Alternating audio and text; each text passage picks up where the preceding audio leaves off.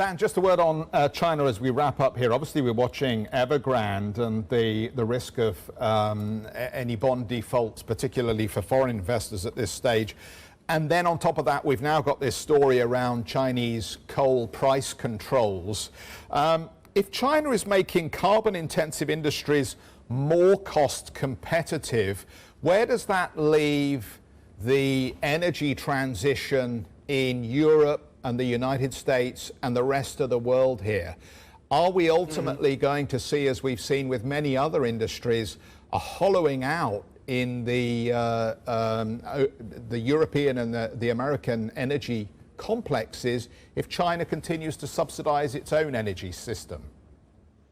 That's a very important thing. I think that what we're seeing is that the Eurozone will definitely continue with its energy transition plan. There is absolutely no change on that policy coming from what is going on in China.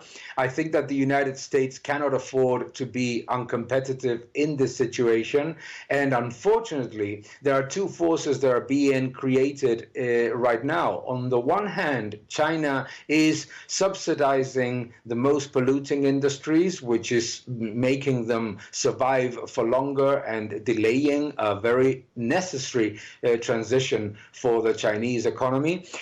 Second, it is creating a backlash in the Eurozone and in the United States from citizens against climate change combat policies. And that is very concerning because a competitive energy transition is very important, and we should not let a blip or a problem in the supply chains or in the energy complex for a while generate this sort of backlash. So I'm concerned that China is likely to hoard more commodities, generate higher price pressures, and definitely pass the bill in terms of lower growth to the Eurozone in particular, less so to the United States, which is obviously independent in gas and almost in coal.